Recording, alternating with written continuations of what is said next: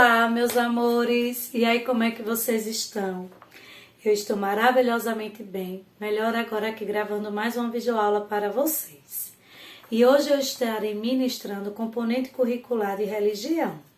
E como vocês sabem, que antes de começar a nossa aula nós temos aquele combinado, vamos lá, cada um para o seu local, bem tranquilinho e sossegado aí na casa de vocês?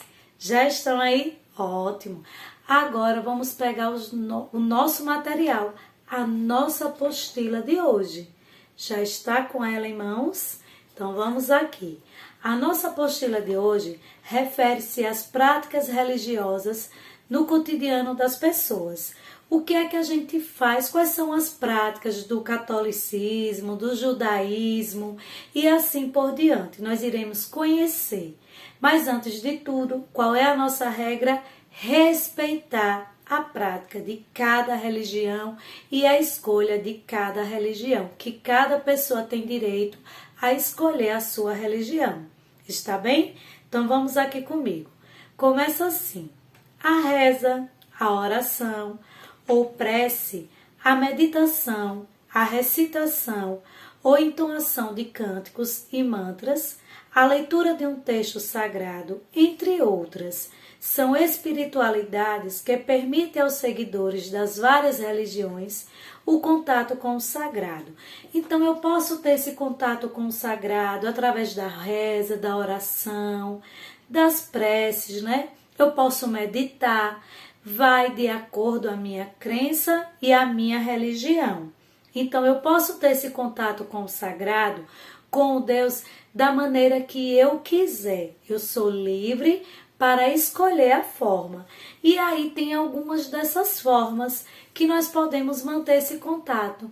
E vocês, quando eu estava falando, qual é a forma que vocês aí em casa mantêm esse contato com o sagrado, hein? Olha, fiquei curiosa, querendo saber. Eu amo fazer minhas orações, a minha rezinha ali, sempre lá ajoelhada na minha igreja, mas tem outras pessoas que já fazem de outra forma, de outro jeito, entenderam? Então vamos voltar aqui. Espiritualidade são as práticas que permitem uma imediata relação com o sagrado. Muitas pessoas procuram por meio das espiritualidades apoio e força espiritual para superar as dificuldades e viver com mais alegria, disposição e confiança. Quando eles dizem por meio das espiritualidades, é por meio das religiões, né? Procurar apoio e força espiritual para superar várias dificuldades, doenças, mortes. Então, problemas que você tenha, muitas pessoas procuram, geralmente quase todas as pessoas, quando estão com esses problemas, procuram a sua religião, as suas pessoas de espiritualidade, para poder ter esse conforto e procurar força nas palavras e nas atitudes dessas pessoas. Quando eu falo assim, pode ser o pastor, pode ser o padre, sempre essas pessoas que estão à frente das religiões. Eu falei desses, mas tem outras religiões que têm os seus sagrados, né? Que é o que as pessoas colocam como sagrado para eles, que são essas pessoas que servem para eles darem conselhos espirituais. Aí continua, as práticas ocorrem em diversas situações e também estão presentes nas religiões. Cada religião tem seu próprio, né? Cada religião tem os seus próprios ritos. O que é ritos? Suas próprias práticas relacionadas com as regras que os seus seguidores devem respeitar no dia a dia. Então, cada religião tem suas práticas, né, de praticar os seus rituais, mas seguem as regras. Cada religião tem as suas regras e vocês irão conhecer neste instantinho e aí vocês irão dizer, a minha segue essa mesmo, certo? Quando se encontram em momentos de estudo, nas cerimônias ou nas festividades e assim por diante. Algumas religiões têm celebrações similares. O que quer dizer similares? Parecida com uma de outra religião. mas com detalhes distintos, de acordo com os diversos grupos e as culturas com os quais se relacionam. Aí embaixo diz assim: observe a seguir alguns exemplos de celebrações que envolvem práticas de iniciação religiosa.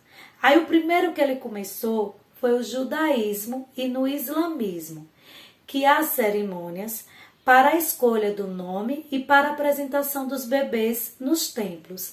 Então, quando nasce um bebê lá, eles se reúnem, né, fazem uma cerimônia e vão apresentar o bebê para todos aqueles que estão ali presentes e escolher o nome do bebê.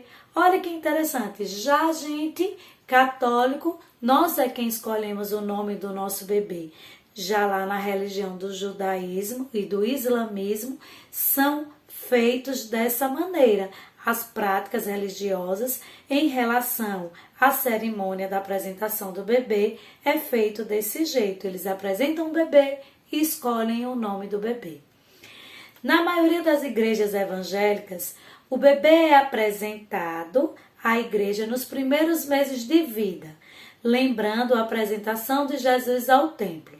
O batismo ocorre mais tarde na adolescência. Então, nas igrejas evangélicas, os bebês começam a frequentar, né, a igreja junto com seus pais e é feita uma cerimônia como se fosse apresentando Jesus ao templo. Só que naquele momento não ocorre o batismo. O batismo só vai acontecer quando aquela criança se tornar um adolescente. Aí sim acontece o batismo. Isso na igreja evangélica, certo? E aí, até agora já conseguiu se encaixar em alguma dessas práticas religiosas? Olhe, se não conseguiu ainda, espere aí que daqui a pouco a sua chega, tá bom? Na igreja católica e na igreja luterana, que é a protestante, o bebê é batizado nos primeiros meses da vida e na adolescência realiza a confirmação do batismo. Então, o que é que acontece na igreja católica? O bebê, quando nasce, os pais, né, deixam passar-se um tempo de 2 a 3 meses, escolhem o padrinho e fazem o batismo lá na igreja católica. Quando eles estão na fase do adolescente, eles passam por uma parte chamada de crisma. O que é crisma? É a confirmação do batizado. É como se ele estivesse sendo batizado novamente. Por quê? Porque ali na adolescência, ele já vai escolher os seus próprios padrinhos para a crisma e ele também já está consciente do tudo da vida dele, da vida religiosa, tudo. Então segue essa confirmação. Isso ocorre na igreja católica.